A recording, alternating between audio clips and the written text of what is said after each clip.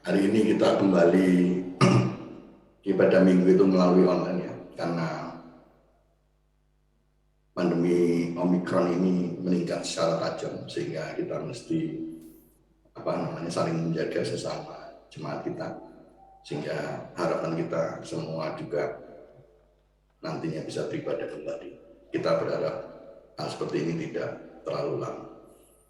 Bapak dan Ibu, ibadah akan segera kita mulai. Mari kita meluangkan waktu untuk saat teduh sejenak. Kita merenungkan seluruh penyertaan Tuhan di dalam hidup kita, juga segala kekhawatiran kita ke dalam pimpinan dan penyertaan Tuhan, dan biarlah Tuhan yang memimpin dan mengampuni segala dosa dan pelanggaran kita. Mari kita saat teduh sejenak.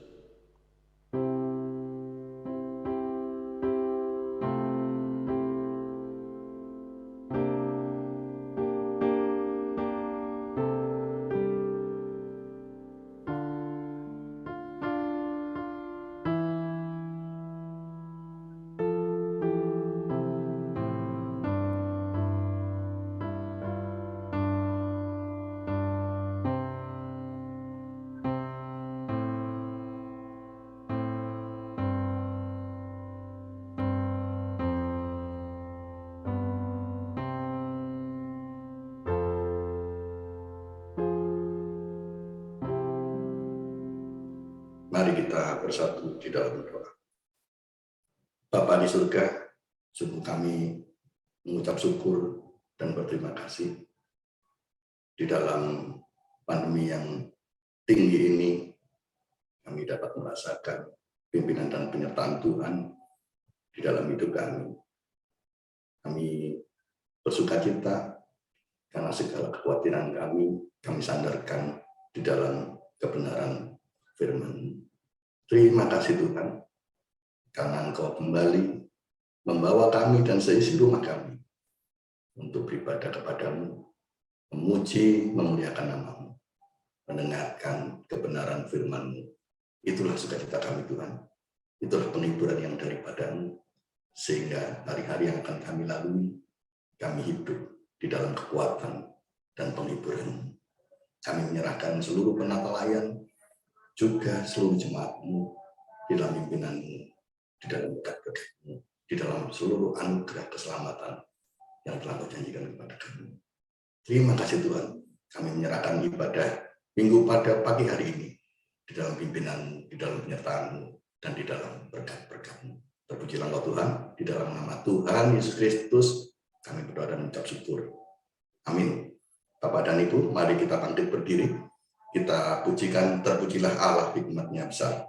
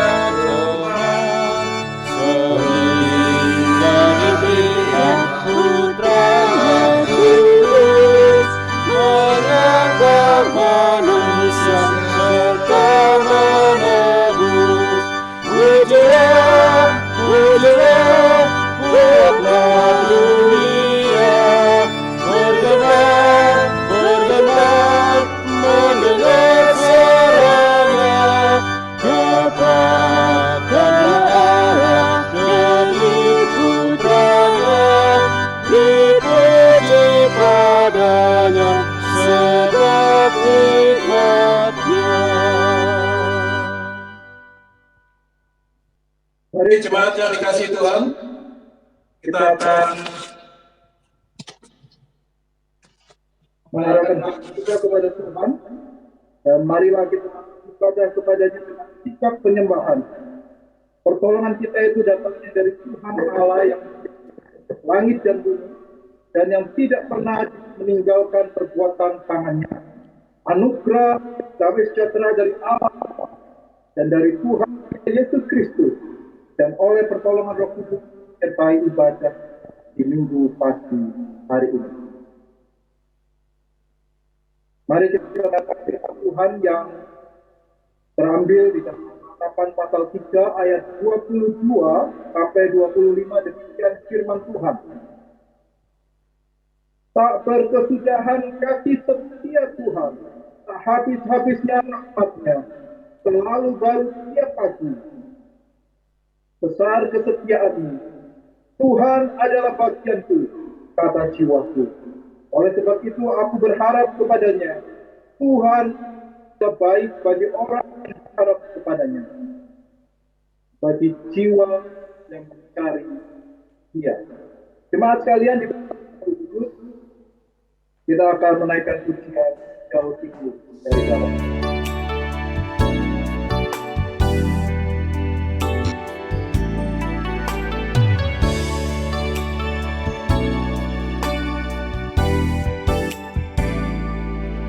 Sejauh timur dari barat, Engkau membuang dosaku. Tiada kau ingat lagi pelanggaranku.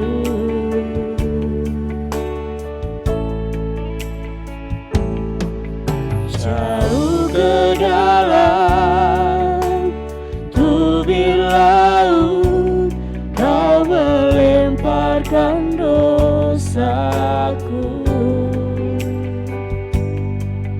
Tiada kau perhitungkan kesalahanku.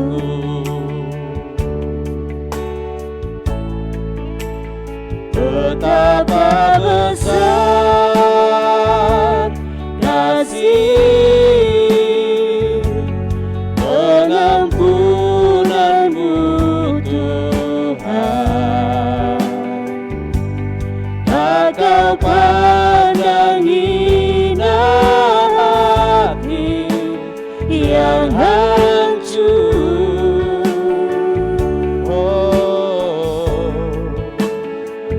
Berterima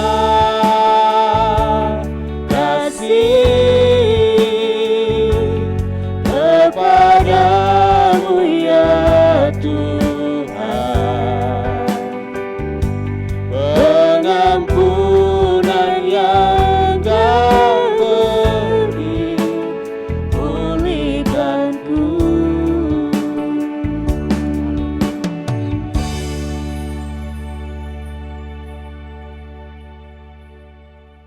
Mari jemaat yang dikasihi Tuhan, kita pribadi demi pribadi datang ke hadirat Tuhan. Kita akan mengaku dosa kita sepanjang hari-hari yang telah kita telah jatuh dalam pakai pelanggaran firman, dan pagi ini secara tulus pribadi demi pribadi datang dan Tuhan. Mari kita mengambil satu sejenak di dalam doa pengakuan dosa.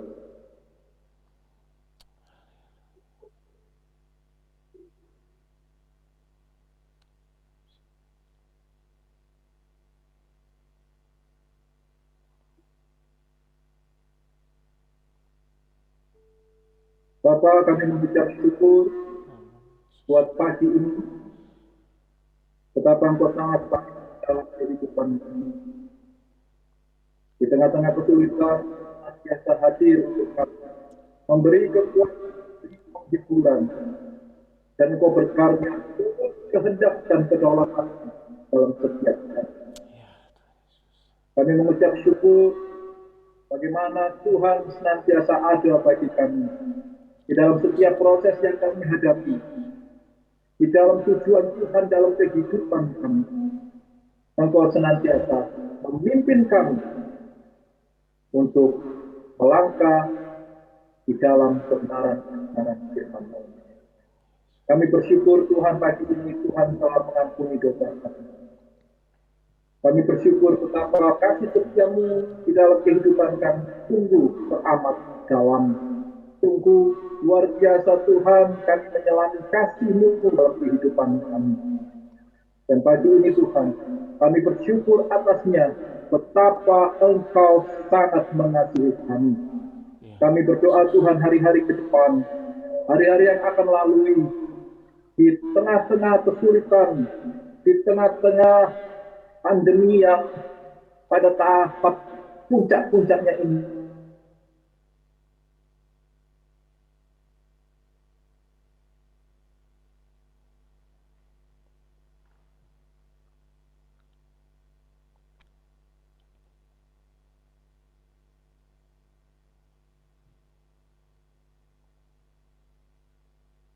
Hari-hari ke depan kami mohon pimpinan Tuhan menguatkan kami, sehingga kami boleh melalui pimpinan Roh Kudus dalam kehidupan kami melangkah di dalam kehidupan yang semakin berkenan di hadapan Tuhan, mau dipimpin oleh Tuhan dan bertumbuh di dalam rohani.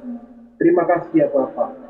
Kami akan senantiasa mengandalkan Engkau di dalam setiap kondisi keadaan, di dalam setiap proses yang kami alami. Di dalam nama Tuhan Yesus kami berdoa. Amin. Berdasarkan kasih karunia Allah dalam Tuhan kita Yesus Kristus, mari kita mendengarkan berita pengampunan dosa yang terambil dari surat Efesus pasal 1 ayat yang ke-7. Demikian firman Tuhan. Sebab di dalam Dia dan oleh darahnya kita beroleh penebusan, yaitu pengampunan dosa, menurut kekayaan kasih karunia-Nya. Jemaat sekalian, kami sedang untuk bangkit berdiri. Mari kita mendengarkan petunjuk-petunjuk hidup baru, sebagaimana tertulis di dalam surat Efesus pasal 4 ayat 31 sampai ayat yang 32. Demikian firman Tuhan. Buanglah semua rasa sakit hati, dendam, dan kemarahan dari hidupmu. Janganlah bertengkar dan saling menghina. Berhentilah melakukan segala macam kejahatan. Tetapi hendaklah kamu selalu baik hati dan saling mengasihi satu sama lain, dan saling memaafkan kesalahan antara satu dengan yang lain, seperti Allah sudah mengampuni kamu karena bersatu dengan Kristus. Kita akan mendengar puji-pujian dan kita akan memuji bersama, bersukacita bersama di dalam ibadat minggu pagi hari ini. Jemaat dipersilakan duduk. Mari Bapak Ibu semua yang terkasih di dalam Tuhan, kita siapkan hati pikiran kita, tubuh jiwa roh kita untuk memuji Tuhan, menyembah Tuhan. Di tempat kita masing-masing, mari kita dengan sungguh-sungguh menyatakan kasih kita, penyembahan kita kepada Tuhan. Mari kita katakan kepada Tuhan, bahwa Tuhanlah yang sangat indah, Dia Bapa.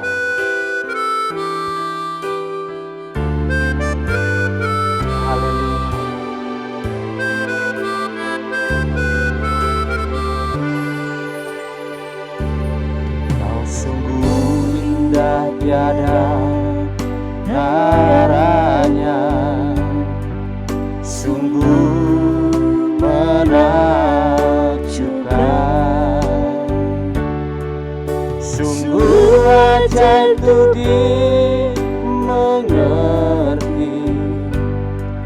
lebih dari semua yang ada.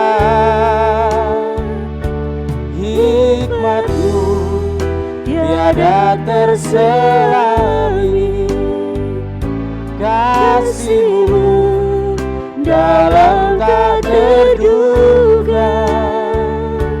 Kau sungguh indah, tiada taranya, mulia dan berkuasa. Ku kagum hormat agar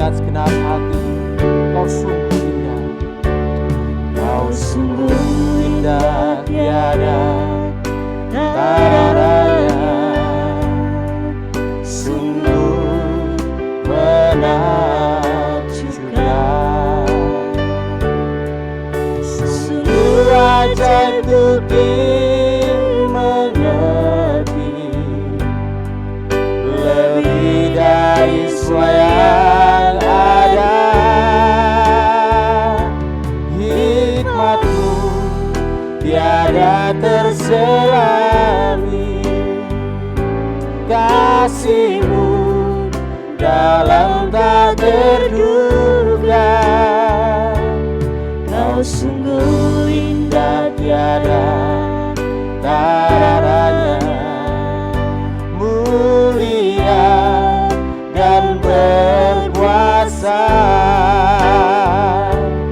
Ku kagum hormat akan Engkau, ku kagum hormat akan Engkau. Kau Allah yang layak dipuji, ku kagum akan Engkau. Katakan ku kagum, ku kagum hormat akan Engkau, ku kagum hormat akan Engkau. Kau Allah yang layak dipuji, ku kagum akan. Sekali lagi, ku kagum hormat akan Engkau, ku kagum hormat akan Engkau. Kau Allah yang layak dipuji, ku kagum akan Engkau. Kau Allah yang layak dipuji, ku kagum akan Engkau. Kau Allah yang layak dipuji, ku kagum akan Engkau. Ya Tuhan, hati kami melimpah dengan syukur. Pagi hari ini Tuhan, kami menyatukan hati dari tempat kami masing-masing untuk memuji, menyembah Tuhan. Terpujilah nama Tuhan, Engkaulah Allah kami, Engkau juru selamat kami, Engkau layak disembah dan dipuji. Haleluya, amin. Mari Bapak Ibu, sebelum kita lanjutkan puji-pujian kita akan bersama-sama bermazmur bagi Tuhan. Kita akan membuka Mazmur 119, ya. Mazmur 119 ayat yang ke 136 sampai 142. Ya. Saya akan membacakannya untuk kita semua. Mazmur 119 ayat 136 sampai 142. Air mataku berlinang seperti aliran air, karena orang tidak berpegang pada Taurat-Mu. Engkau adil ya Tuhan, dan hukum-hukum-Mu benar. Telah Kau perintahkan peringatan-peringatan-Mu dalam keadilan dan dalam kesetiaan belaka. Nyala cintaku menghabiskan aku, sebab para lawanku melupakan segala firman-Mu. Janji-Mu sangat teruji, dan hamba-Mu mencintainya. Aku ini kecil dan hina, tetapi titah-titah-Mu tidak kulupakan. Keadilan-Mu adil untuk selama-lamanya, dan Taurat-Mu benar. Puji nama Tuhan. Bapak Ibu, dalam minggu ini kita akan bersama-sama mendengarkan firman Tuhan yang bertemakan adalah mengasihi musuh. Betul ya? Kak Leo ya, mengasihi musuh. Mari kita menikmati firman Tuhan. Ini kita percaya, kita diberikan kemampuan untuk mengasihi musuh. Mari kita pujikan kasih.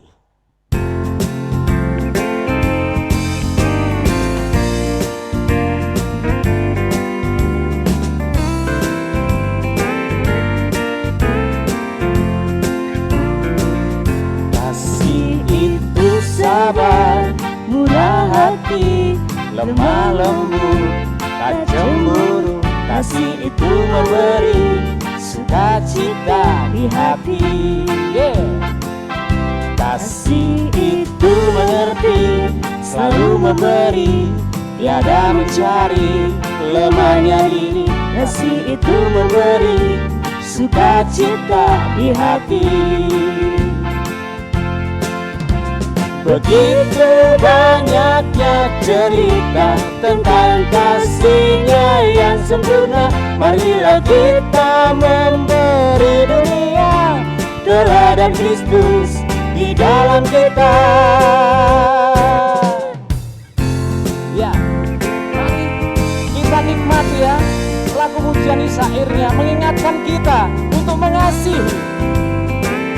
Haleluya. Kasih itu sabar, murah hati, lemah lembut, tak cemburu. Kasih itu memberi sukacita di hati. Kasih itu mengerti, selalu memberi, tiada mencari lemahnya diri. Kasih itu memberi sukacita di hati. Begitu banyaknya cerita tentang kasih-Nya yang sempurna. Marilah kita memberi dunia teladan Kristus di dalam kita. Begitu banyaknya cerita tentang kasih-Nya yang sempurna. Marilah kita memberi dunia teladan Kristus di dalam. Sekali lagi,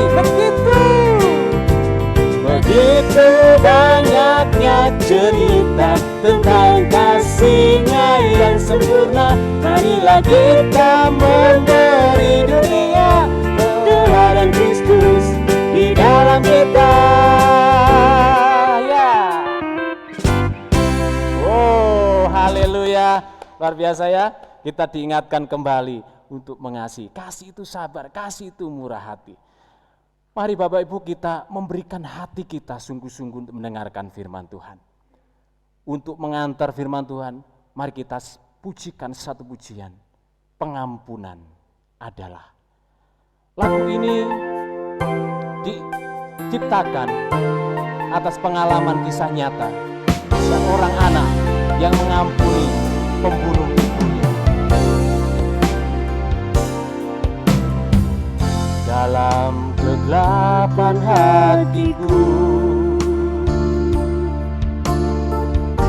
tak hentinya anugerah-Mu.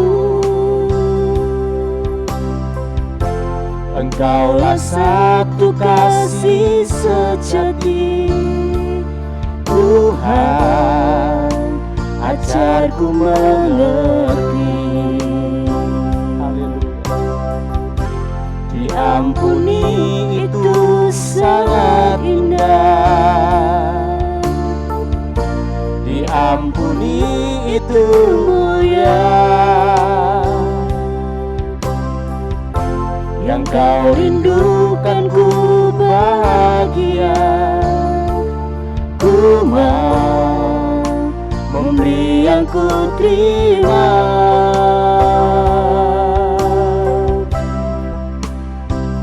Mengampuni itu kasih, mengampuni itu indah, damai sejahtera, sukacita tak terkata, hati yang melimpah.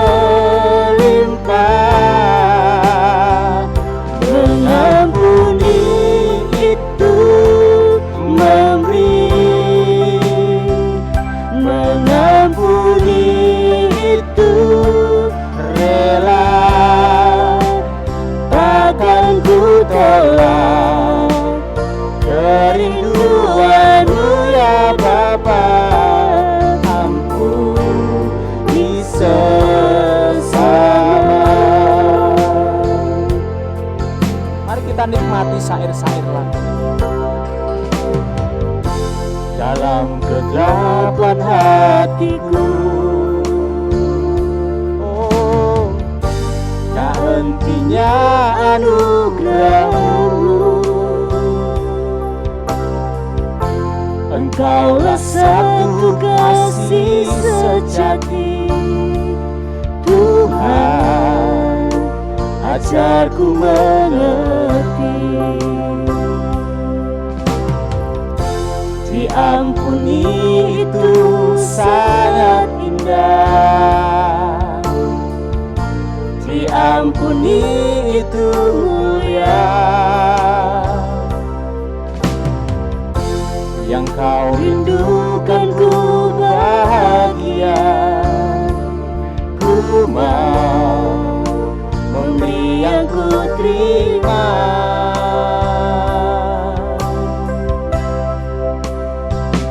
Mengampuni itu kasih,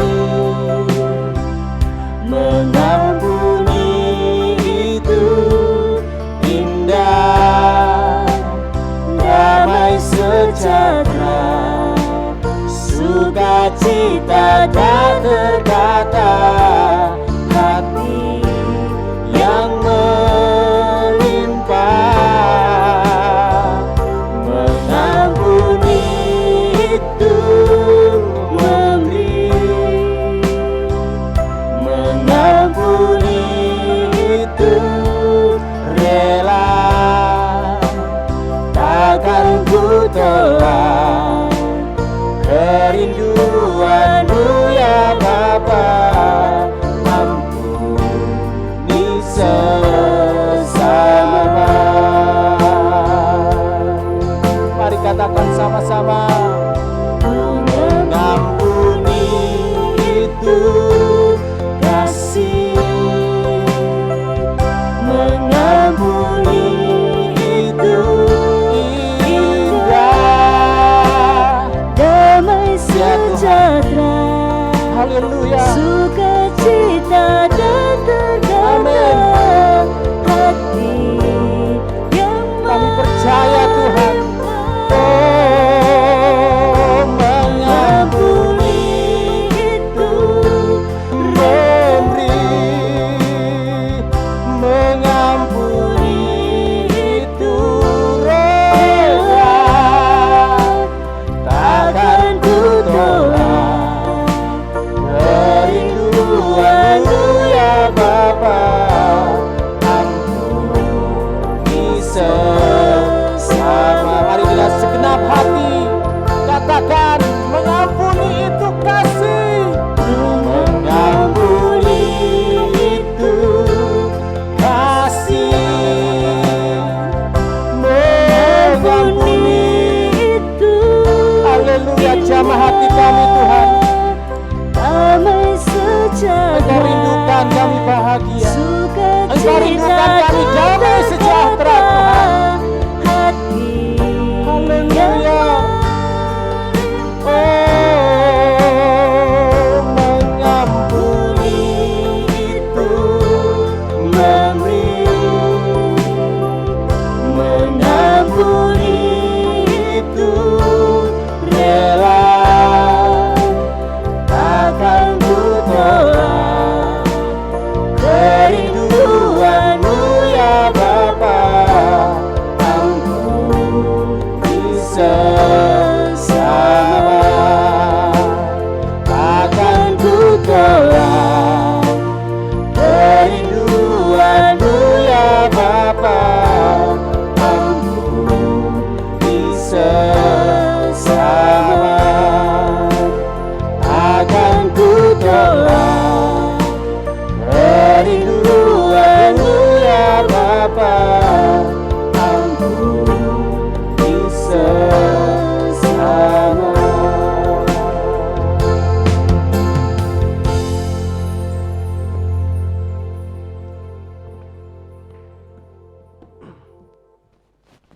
Mari sama-sama kita berdoa. Bapa yang surga, kami mengucap syukur kepada Tuhan untuk hari Minggu ini di mana kami boleh beribadah bersama-sama. Walaupun mungkin situasi kami sekarang sedang tidak mendukung, mungkin sekarang tingkat COVID, pasien COVID semakin banyak, kami juga sedang dalam beribadah online. Kami berdoa supaya kiranya Tuhan berikan kami fokus sehingga kami boleh memahami firman Tuhan yang akan diberitakan pada pagi hari ini. Kami serahkan ke pemberitaan firman hanya dalam tangan-Mu saja, biar kami boleh merasakan teguran dan kasih Tuhan pada pagi hari ini. Hanya dalam nama Tuhan Yesus Kristus kami berdoa. Amin. Ya. Salam Bapak Ibu Saudara sekalian yang dikasihi Tuhan. Ya, kita mengucap syukur walaupun kita harus kembali beribadah online, full online, tapi kita masih tetap bisa beribadah ya, walaupun di tempat kita masing-masing. Ya saudara-saudara, saya mengajak kita untuk membaca firman Tuhan. Mari kita membaca firman Tuhan dari Matius 5, pasal yang ke-43 sampai ke-48. Silakan tolong dibukakan. Matius pasal 5 ayat 43 sampai ke 48. Kamu telah mendengar firman, kasihilah samamu manusia dan bencilah musuhmu. Tapi aku berkata kepadamu, kasihilah musuhmu dan berdoalah bagi mereka yang menganiaya kamu. Karena dengan demikianlah kamu menjadi anak-anak Bapamu yang di surga, yang menerbitkan matahari bagi orang yang jahat dan orang yang baik, dan menurunkan hujan bagi orang yang benar dan orang yang tidak benar. Apabila kamu mengasihi orang yang mengasihi kamu, apakah upahmu? Bukankah pemungut cukai juga berbuat demikian? Dan apabila kamu hanya memberi salam kepada saudara-saudaramu saja, apakah lebihnya daripada perbuatan orang lain? Bukankah orang yang tidak mengenal Allah pun berbuat demikian? Karena itu haruslah kamu sempurna sama seperti Bapamu yang di surga adalah sempurna. Demikianlah pembacaan firman Tuhan. Bersabdalah Tuhan, kami mendengarkan.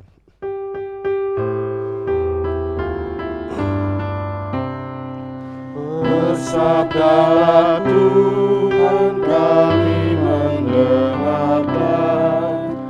Bersabdalah Tuhan, kami mendengarkan.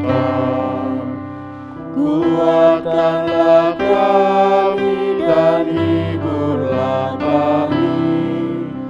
Kuatkanlah kami dan hiburlah kami. Ya, puji Tuhan. Ya, saudara-saudara, bisa ke slide-nya. Ya, saudara, saya pernah mendengar sebuah kejadian nyata ya, di mana burung gagak jika diserang, dia akan menyerang orang atau binatang yang menyerang dia. Jadi saudara, ada sebuah kejadian di mana ada seorang di India sana, di mana dia mencoba untuk menyelamatkan anak burung gagak, tapi karena anaknya mati, lalu burung induknya itu melihat bahwa anaknya ini mati di tangan orang ini. Akhirnya saudara, orang ini diserang oleh burung itu. Tidak cukup hanya di situ saudara ya. Setelah itu orang ini selama 3 tahun dia itu berjalan ya ke tempat kerjanya. Dia itu selalu diserang oleh burung gagak. Dan yang menyerang itu nggak cuma satu. Yang menyerang itu ada banyak saudara ya. Ada banyak burung gagak yang menyerang. Jadi burung gagak ini, jadi induknya ini mengajak burung gagak yang lain untuk menyerang orang ini. Jadi itu nggak cukup hanya burung gagak ini saja, satu burung aja. Tetapi burung ini pun bisa mengajak burung-burung yang lain untuk menyerang satu orang ini. Dan itu berlangsung saudara selama bertahun-tahun saudara. Itu bisa berlangsung selama bertahun-tahun. Mungkin saudara ada yang berpikir, wah memang burung gagak itu memang nggak baik ya. Dia itu menyerang manusia, dia itu mendendam seperti itu ya. Mungkin saudara berpikir seperti itu. Tapi saudara ya, nggak bisa begitu juga cara berpikirnya. Kenapa saudara ya? Karena ini adalah hukum alam. Saudara bisa menemukan hukum ini di mana-mana, di hutan, di jalanan, saudara ya, bahwa hukum ini itu bisa berlaku di mana-mana. Kelompok anjing yang satu menyerang kelompok anjing yang lain, ya, karena mereka saling bermusuhan. Itu adalah hal yang normal, karena memang hukum alam seperti itu. Kelompok anjing yang saling benci satu sama lain, ya mereka akan saling serang. Itu seperti itulah hukum alam, saudara. Nah, saudara, Dan ternyata hukum itu juga ternyata terjadi juga di dalam kehidupan manusia. Next. Kalau saudara tahu ya, kalau A itu benci dengan B, lalu B itu benci dengan A. Lalu seterusnya, lalu B benci dengan C, C itu benci juga dengan B. Lalu C benci dengan A, lalu A juga benci dengan C. Sampai akhirnya semakin besar dan semakin besar kebencian antara semuanya itu. Jadi itu A, B, dan C akan mengajak kawan-kawan yang lain untuk saling membenci satu sama lain. Supaya semakin banyak orang yang membenci B, membenci A, membenci B, membenci C. Supaya semakin banyak orang yang membenci. Saudara. Mengerikan sekali, saudara ya, mengerikan sekali. Tetapi saudara, saya mau ingatkan bahwa hal ini adalah hal yang normal. Ketika manusia jatuh di dalam dosa, hal ini menjadi hal yang normal, saudara. Nah, firman Tuhan memutarbalikkan semuanya itu, menghancurkan kebiasaan-kebiasaan duniawi dan memberikan solusi atas lingkaran kebencian yang berangsur-angsur dan semakin luas dan semakin besar, saudara. Dan firman Tuhan menunjukkan bahwa kita ini sebenarnya harusnya itu menjadi berbeda dari dunia ini. Kalau binatang bisa berlaku seperti itu, kita manusia harusnya berlaku berbeda dari binatang pada umumnya, seperti itu, saudara ya. Dan saudara, kasih adalah solusi dari kebencian, dari lingkaran kebencian yang semakin besar yang ada di dunia ini. Saudara, di bulan ini kita masih membicarakan soal kasih ya. Dan tema kita pada minggu ini adalah mengasihi musuh kita. Saudara, saya sadar bahwa ini adalah sebuah tema yang sulit dilakukan karena ini memang bertentangan dengan natur manusia kita yang berdosa ini ya. Jadi sebenarnya, saudara, manusia ini sebenarnya lebih banyak digerakkan oleh emosi daripada digerakkan oleh logika sebenarnya. Maka dari saudara, secara otomatis ketika kita dibenci, ketika kita dimusuhi, kita otomatis cenderung untuk boleh memusuhi kembali. Kita cenderung untuk membenci kembali. Kita cenderung untuk kalau bisa tuh menganiaya kembali seperti itu ya. Itu hal yang normal, itu adalah natur kita manusia yang berdosa, saudara ya. Tapi saudara, coba kita lihat di ayat ke-43. Kita lihat sama-sama ya. Di ayat 43 Tuhan Yesus berkata, "Kamu telah mendengar firman, kasihlah sama manusia dan bencilah musuhmu." Nah, saudara, pada masa itu para ahli Taurat ini suka sekali memberikan penafsiran tertentu ya. Penafsiran tertentu mengenai kitab suci. Bahkan hukum Taurat pun itu tuh didetailkan lagi. Jadi mereka menafsirkan lagi jadi banyak sekali, jadi sekitar 600-an seperti itu. Dan sampai sekarang itu masih berlaku. Salah satunya apa? Salah satunya adalah menekan tombol lift. Saudara. Jadi di hari Sabat itu tuh tidak boleh ada yang bekerja. Ya, di sana ya. Dan salah satu pekerjaan yang nggak boleh dilakukan adalah memencet tombol lift. Jadi waktu hari Sabat di sana, di Israel sana, liftnya itu otomatis.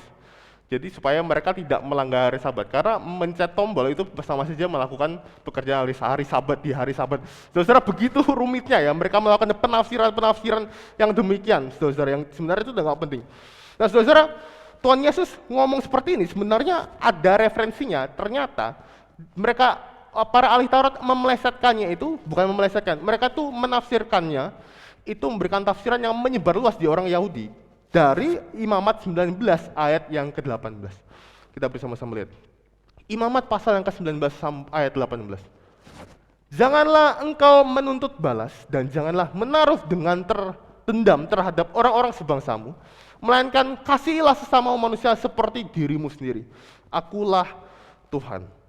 Saudara, kata samamu ini oleh para ahli Taurat dipersempit maknanya hanya orang-orang sebangsamu saja atau saudaramu saja. Jadi yang enggak sebangsamu, yang enggak saudaramu, atau mungkin orang yang mungkin berbuat jahat sama kamu, yang membenci kamu, ya kamu enggak usah mengasihi, enggak apa-apa. Sebenarnya saudara, logis sebenarnya. Kalau mengasihi sesama manusia yang adalah saudaraku itu wajib, berarti kalau bukan saudaraku boleh dong ku benci. Sebenarnya itu hal yang logis ya. Maka itu mungkin itulah mengapa sangat mudah sekali diterima oleh orang-orang Yahudi. Bahkan sampai sekarang ya. Sampai sekarang. Tapi saudara, inilah yang membuat lingkaran kebencian di dunia ini justru semakin memburuk. Dan Tuhan menginginkan kita untuk tidak mengikuti pola dunia ini yang membuat kebencian semakin meluas, semakin melebar. Saudara, kalau saudara baca di Matius 5, kalau nggak salah, Matius 10, ayat yang pasal yang ke-7, di situ, di akhir pasal itu, Alkitab memberikan komentar seperti ini. Para pendengar terkagum kepada Tuhan Yesus, karena Yesus berkata-kata seperti orang yang berkuasa. Saudara, banyak yang mengatakan bahwa yang kata Tuhan Yesus berkata seperti orang yang berkuasa ini, itu tuh mereka membayangkan seperti waktu Tuhan Yesus ngomong lalu angin bertiup begitu kencang, lalu udara bergetar, lalu bumi berguncang, seperti itu, saudara ya. Tapi saudara, sebenarnya ketika Alkitab menuliskan bahwa Tuhan Yesus berbicara seperti orang yang berkuasa, dalam bahasa aslinya sebenarnya itu having authority, memiliki otoritas. Jadi saudara ya, seakan-akan Tuhan Yesus ngomong, kalau Tuhan Yesus itulah yang membuat hukum itu. Makanya, saudara kalau lihat pola di Matius 5 ya, polanya seperti ini. Saudara coba perhatikan deh teksnya di Alkitab. Dulu kamu mendengar firman seperti ini, tapi aku berkata kepadamu. Kamu mendengar firman seperti ini, tapi aku berkata kepadamu. Jadi seakan-akan seperti seorang bos yang dia duduk lalu dia ngomong, dia buat peraturan, tapi peraturannya itu disalah tafsirkan sama anak buahnya, lalu dia perbarui lagi. Ini loh maksud dari hukum yang kubuat. Ini loh maksudnya hukum yang kubuat. Seperti itu. Nah, inilah yang disebut sebagai having authority atau memiliki otoritas ketika Tuhan Yesus berkata. Nah, saudara ya, di dalam ayat 44 dengan otoritasnya, di ayat 44 itu ya, dengan otoritasnya Tuhan membongkar pola dunia ini yang sudah lama terbentuk dan mengikuti pola yang baru. Yaitu pola siapa? Polanya ada di ayat ke-45. Next, di ayat yang ke-45, sebelumnya ya. Di ayat ke-45, karena dengan demikianlah kamu menjadi anak-anak Bapamu yang ada di surga. Berarti ini pola yang baru, pola yang Tuhan kasih untuk kita, yaitu apa? Pola anak-anak Bapa yang ada di surga. Ini adalah, sama saja ini berarti adalah pola Allah sendiri untuk Allah mengasihi kita semua. Mengasihi orang-orang yang jahat dan mengasihi orang-orang yang baik. Mengapa dikatakan bahwa Bapamu yang surga yang menerbitkan matahari bagi orang yang jahat dan orang yang baik, menurunkan hujan bagi orang yang jahat dan bagi orang yang baik. Jadi saudara jahat, mau saudara jahat, mau saudara baik, Tuhan tetap kasih sinar matahari. Mau saudara baik, saudara mau jahat, Tuhan tetap kasih hujan. Ini adalah pola kasih yang sejati, yang pola kasih dari Tuhan sendiri. Dan Tuhan menginginkan kita untuk mengikuti pola itu. Supaya apa? Supaya kita tidak terikut pola dunia ini yang semakin membuat kebencian itu semakin memburuk. Saudara, next, slide selanjutnya. Saudara, kalau ada kebakaran yang kita siram itu apa? Yang kita siram itu bensin atau air? Ada yang ngomong, ya tergantung itu rumah siapa. Kalau rumah mantan saya, mungkin saya siram pakai bensin, Pak. Enggak ya. Secara umum orang kalau kebakaran ya pasti siramnya air gitu ya, siramnya air supaya apinya padam ya. Tapi saudara ya, banyak orang mencoba untuk memadamkan api di rumah yang terbakar dengan bensin, dengan harapan bahwa rumah itu padam, apinya padam. Loh kok bisa? Saudara, ada orang yang memiliki dendam. Lalu orang itu berpikir bahwa kalau aku bunuh orang itu, dendamku selesai. Waktu dia bunuh orang itu, keluarga orang itu, teman-teman orang itu, semuanya benci dia dan orang itu dikejar. Dia mengira dengan membunuh orang itu, semuanya akan selesai. Tapi enggak, dia baru saja menyiramkan bensin ke api.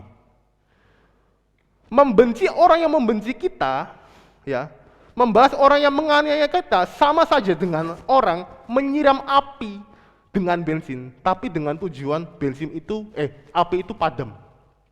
Saudara ya, banyak orang itu nggak sadar dengan hal ini, mengira bahwa dengan melepaskan pukulan, membunuh semua segala macam untuk emosinya, dikira akan selesai di situ. Padahal tidak, dia akan baru saja menciptakan sebuah kebencian, rantai kebencian yang lain yang akan lebih memperburuk keadaan lagi.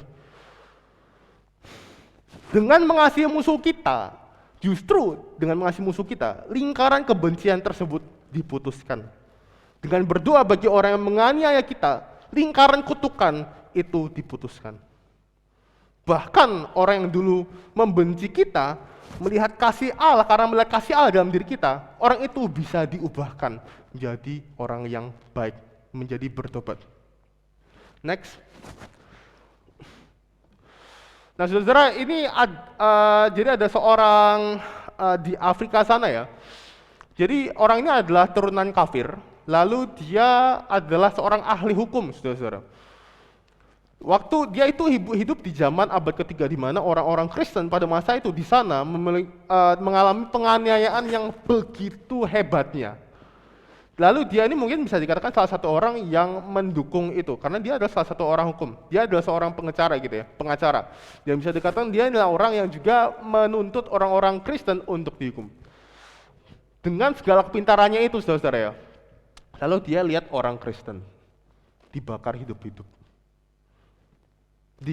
ditaruh dalam kandang singa untuk dimakan. Mereka teriak apa? Tuhan kasihani mereka yang sudah menganiaya kami. Mereka berdoa di dalam, mereka tidak membalas. Orang-orang yang dikejar pun tidak membalas, mengejar, tidak membalas untuk membunuh. Mereka hanya lari, ketika tertangkap mereka hanya bersalah dan berdoa. Orang ini melihat hal tersebut, dan apa yang terjadi? Akhirnya orang ini belajar. Dia tuh heran, kok bisa sih orang Kristen seperti ini, kok begitu stoik sekali, begitu tenang sekali, bahkan ketika menderita. Bahkan mereka tidak membalas kami loh, padahal kami itu sudah membenci mereka habis-habisan. Nah, kalau dia belajar sampai akhirnya dia menemukan kebenaran, dan akhirnya dia bertobat. Dan dia menjadi salah satu bapak gereja. Saudara tahu siapa namanya? Namanya adalah Tertullianus. Tertullianus, saudara tahu? Mungkin bapak ibu saudara belum terlalu kenal. Tertullianus adalah salah satu orang yang merumuskan doktrin Allah Tritunggal. Dulu adalah orang kafir, menyembah berhala. Dia lihat kehidupan orang Kristen, lalu dia bertobat dan menjadi seorang bapak gereja. Saudara, jika kehidupan seorang Tertullianus itu dapat berubah hanya dengan melihat kehidupan orang Kristen yang mengasihi orang yang memusuhi mereka, mendoakan orang yang menganiaya kita, kenapa itu tidak mungkin bagi orang-orang yang mungkin memusuhi kita sekarang ini, saudara ya? Saudara, kehidupan orang sekitar kita yang mungkin membenci kita itu dapat diberkati dan bahkan diubahkan dengan kasih. Pertanyaannya adalah, kasih yang seperti apa? Next. Kasih yang seperti apa ya, saudara ya? Nah, saudara ya, Alkitab kita dalam Perjanjian Baru itu ditulis dalam bahasa Yunani. Dan bahasa Yunani ini adalah bahasa yang unik karena dia bahasa yang detail. Jadi soal waktu, soal kata itu perintah atau tidak, atau pertanyaan, itu tuh sangat detail sekali. Kata dalam bahasa Yunani. Dalam bahasa Yunani, kata kasih itu sebenarnya itu ada 8 jenis. Tetapi secara umum orang hanya tahu ada 4 jenis. Nah, apa saja keempat ini? Ya, yaitu ada kasih filia, storge, eros, dan agape. Kasih filia adalah kasih yang kalau kamu baik sama aku mengasihimu.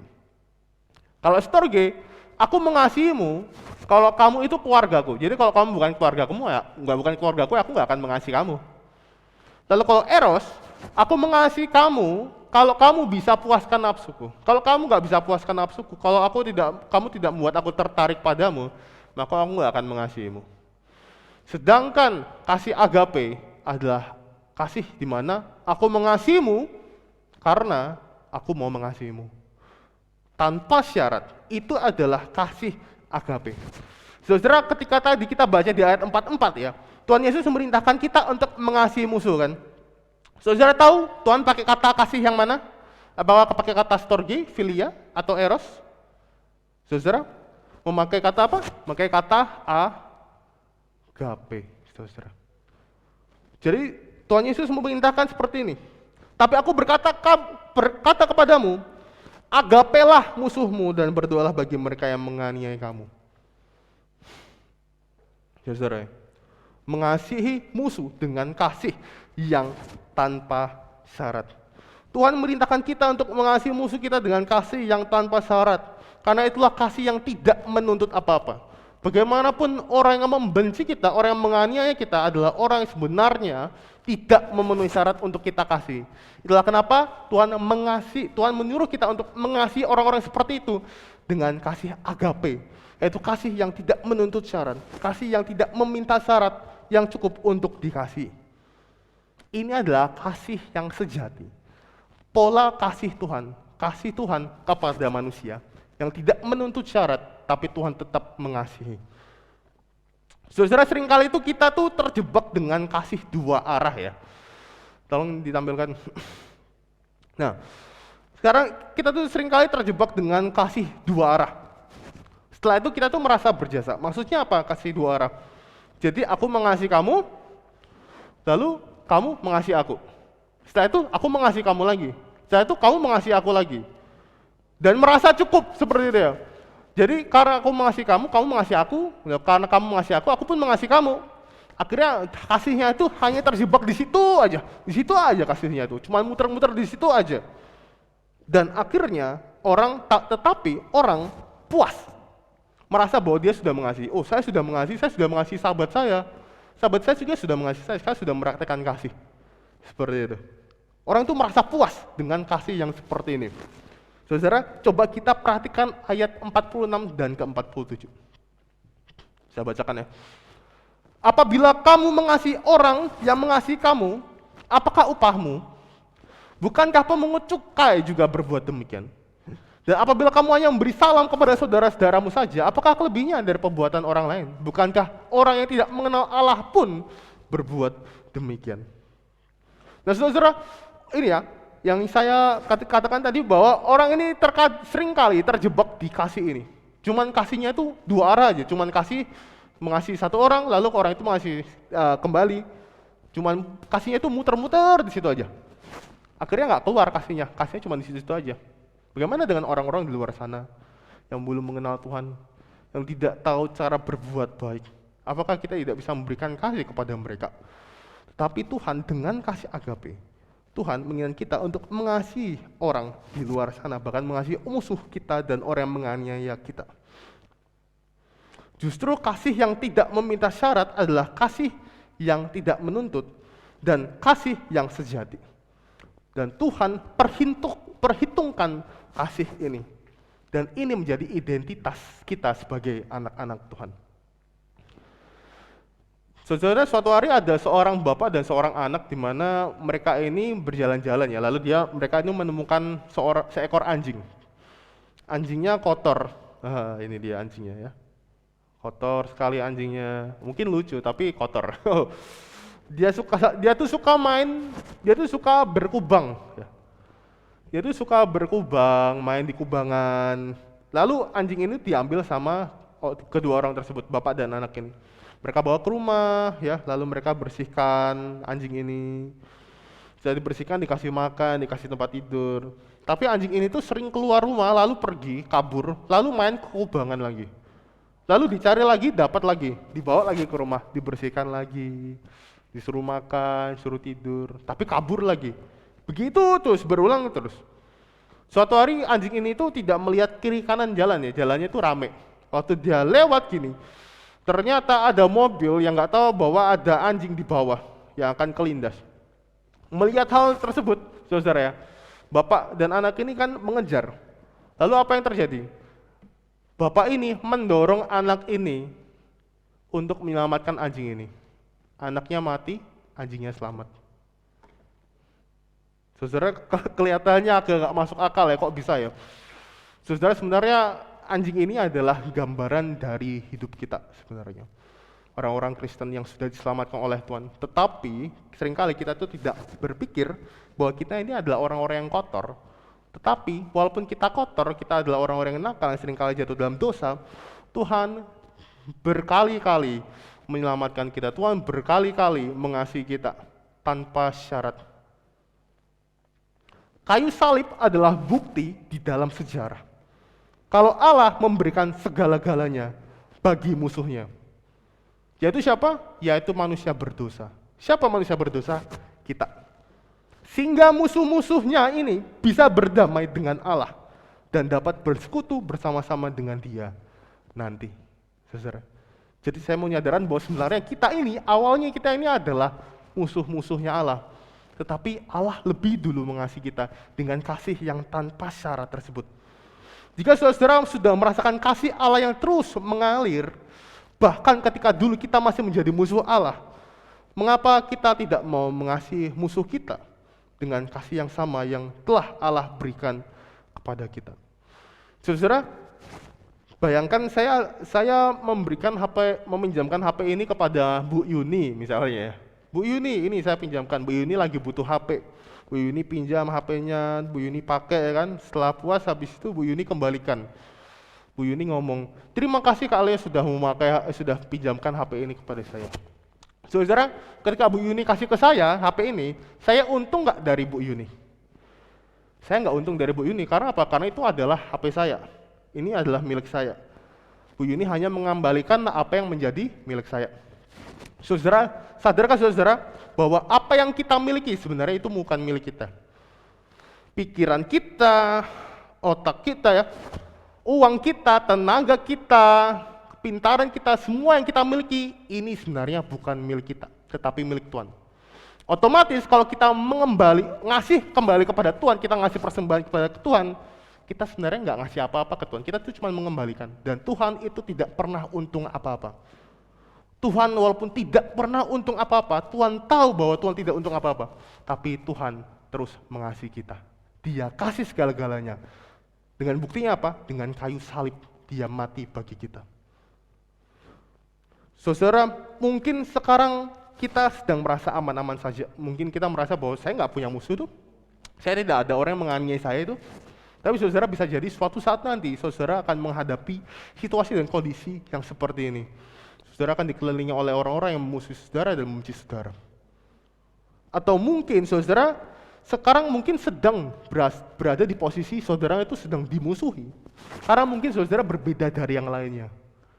Atau saudara jangan-jangan saudara adalah orang yang sedang membenci orang lain. Mungkin.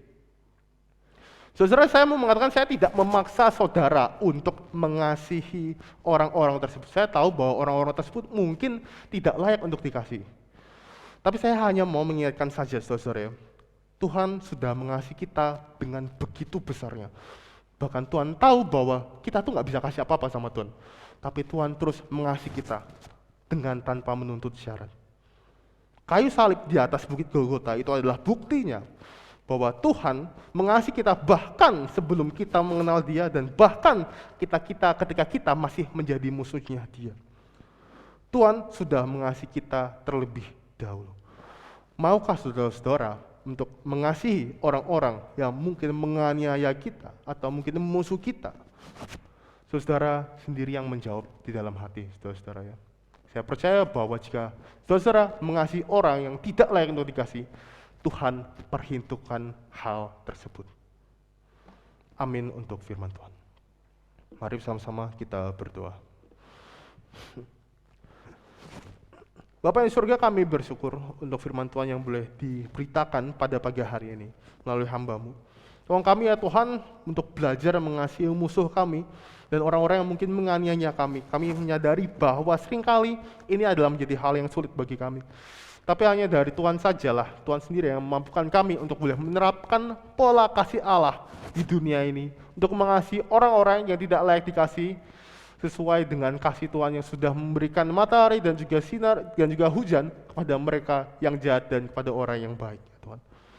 Terima kasih ya Tuhan, terima kasih. Kami juga berdoa ya Tuhan untuk pelayanan di GKRI ini, yang kembali lagi online. Tuhan menolong supaya kiranya segala sesuatunya Tuhan yang berkati untuk segala sistem dan semua peralatan yang kami perlukan untuk pelayanan, biar Tuhan sedang menolong sehingga keadaan ini berada dalam keadaan yang baik dan boleh siap pakai untuk melayani Tuhan tempat ini, dan juga untuk setiap sinyal anak-anak Tuhan yang mengikuti ibadah dimanapun mereka berada. Biar Tuhan sendiri berkati, dan supaya Tuhan yang memberikanmu juga, anak-anakmu juga berkat dan mampukan untuk dapat mengikuti setiap ibadah yang dilaksanakannya Tuhan.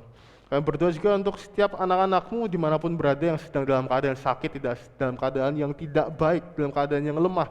Biar Tuhan sendiri yang pulihkan.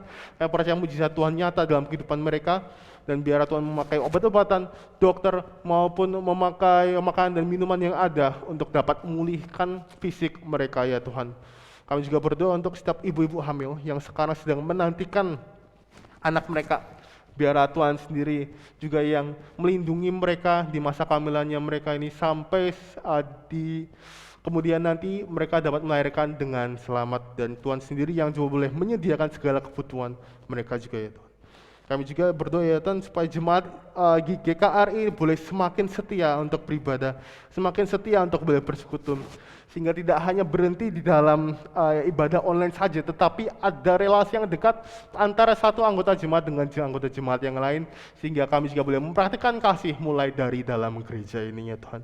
Kami berdoa untuk bangsa dan negara ini yang sedang dalam krisis, dan banyak hal yang terjadi ya Tuhan. Biar Tuhan berkati bangsa ini, Tuhan pulihkan bangsa ini, biarlah kasih Tuhan boleh nyata, dan melalui anak-anakmu tempat ini dari semua gereja, anak-anakmu, biar kami boleh menjadi saksi Kristus di tengah-tengah dunia ini, untuk boleh membawa persatuan di Indonesia ini ya Tuhan. Terima kasih Tuhan, terima kasih. Kami serahkan doanya dalam nama Tuhan Yesus Kristus yang telah mengajarkan kami berdoa. Bapa kami yang ada di surga, dikuduskanlah namamu, datanglah kerajaan-Mu, jadilah kehendak-Mu di bumi seperti di surga. Berikanlah kami pada hari ini makanan kami yang secukupnya, dan ampunilah kami akan kesalahan kami, seperti kami juga mengampuni orang yang bersalah kepada kami. Dan janganlah membawa kami ke dalam pencobaan, tetapi lepaskanlah kami daripada yang jahat. Karena Engkau yang punya kerajaan, dan kuasa, dan kemuliaan sampai selama-lamanya. Amin.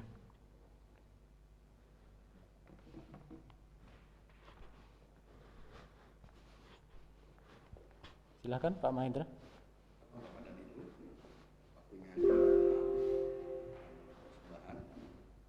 dan Ibu bisa memberikan persembahan secara langsung ke gereja setelah ibadah, atau pada hari-hari yang itu, atau juga bisa melalui transfer ke rekening yang akan ditanggungan di dalam layar. Firman Tuhan yang mendasari persembahan kita dari 2 Korintus pasal 8 ayat 12. Sebab jika kamu rela untuk memberi, maka pemberianmu akan diterima. Kalau pemberianmu itu berdasarkan apa yang ada padamu, bukan berdasarkan apa yang tidak ada padamu. Silakan tim musik untuk mengiringi.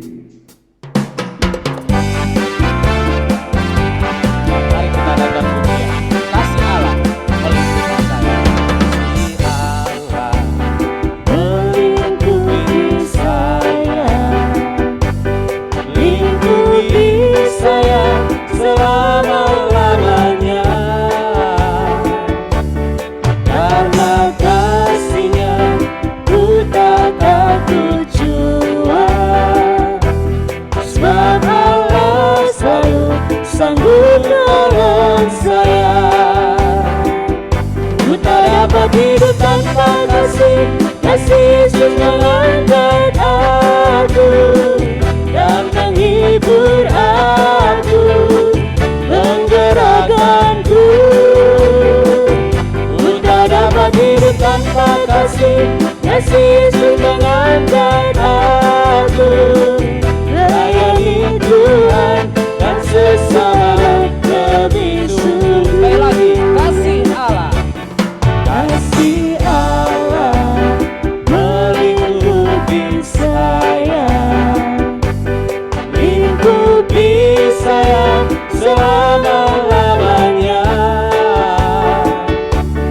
Karena kasih-Nya ku tak takut jua, sebab Allah selalu sanggup menolong saya. Ku tak dapat hidup tanpa kasih, kasih Yesus mengangkat aku dan menghibur aku,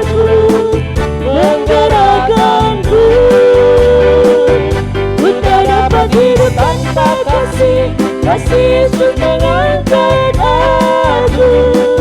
Layani Tuhan dan sesat lebih sungguh. Layani Tuhan, layani Tuhan dan sesat lebih sungguh.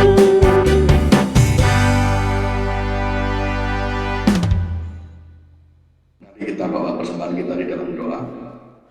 Bapa di surga, sungguh kami mengucap syukur dan berterima kasih karena penghiburan yang telah Kau berikan kepada kami melalui pada minggu pagi hari ini menyukakan hati kami. Terima kasih untuk kebenaran firman yang senantiasa menguatkan kami, menyadarkan kami, menuntun kami, sehingga kami memahami bahwa seluruh berkat-berkat yang telah Engkau berikan kepada kami semuanya berasal daripada-Mu. Berkati persembahan yang akan kami kumpulkan ini Tuhan, sebagaimana Engkau memberkati kami semua. Terpujilah Engkau Tuhan, dalam nama Tuhan Yesus Kristus kami berdoa dan mengucap syukur. Amin.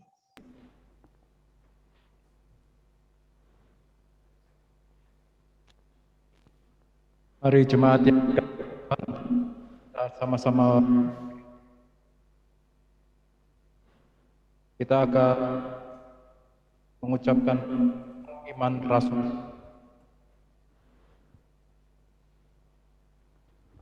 Aku percaya kepada Allah, Bapa yang Maha Kuasa, Khalik langit dan bumi, dan dan kepada kepada Yesus Kristus, Anaknya Anaknya yang tunggal, Tuhan kita, yang yang dikandung dari Roh Kudus, lahir dari anak darah Maria, yang yang menderita menderita sengsara di bawah pemerintahan Pontius Pilatus, disalibkan, mati dan dikuburkan, turun ke dalam kerajaan. pada Pada hari yang ketiga, bangkit pula dari antara orang mati, naik ke surga, duduk di sebelah kanan Allah Bapa yang Maha Kuasa. Dan dari sana Ia akan datang untuk menghakimi orang yang hidup dan yang mati. Aku percaya kepada Roh Kudus, gereja yang kudus dan am, persekutuan orang kudus, pengampunan dosa, kebangkitan tubuh, dan hidup yang kekal. Amin. Nyanyian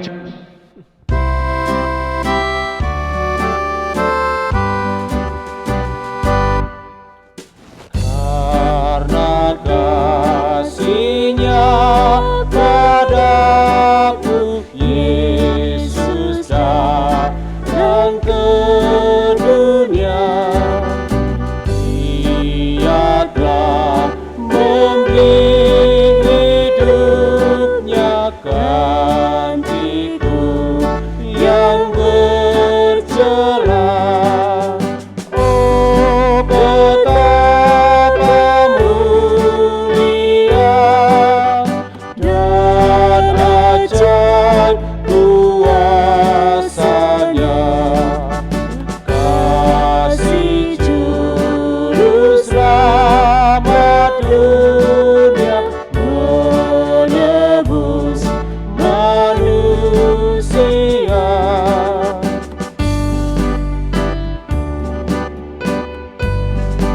Bait kedua.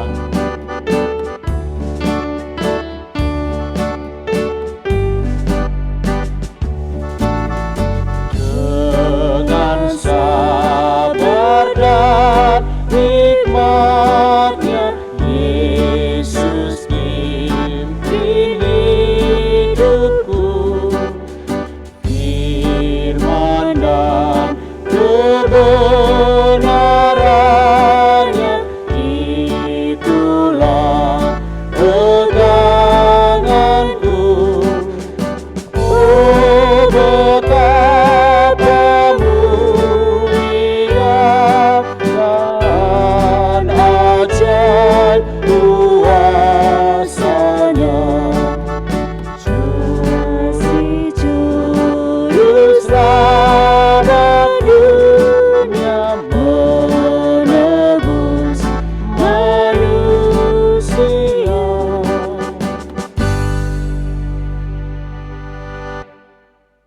doksologi. Bagi Bapa, Anak dan Roh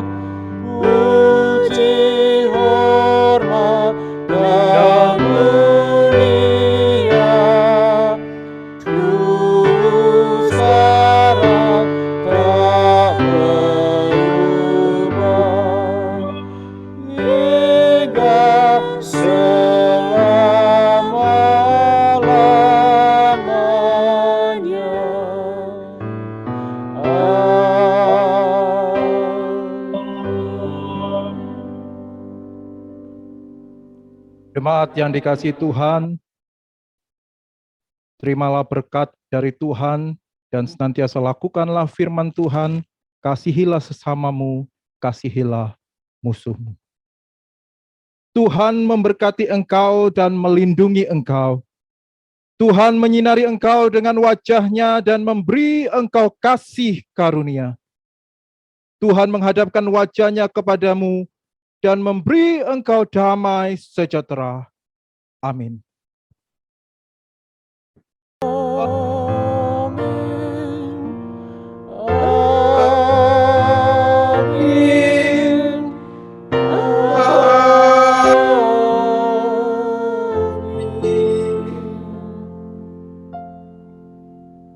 Jemaat dipersilakan duduk.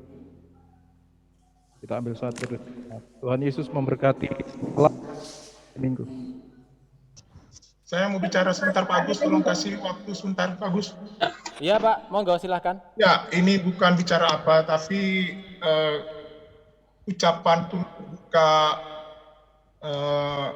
kita, baik saya sebagai gembala sidang, PHJ majelis, juga jemaat, turut berduka yang dalam untuk keluarga Ibu Eli, di mana Tuhan telah memanggil ayah tercintanya kembali ke pangkuan Bapa yang Maha Kasih.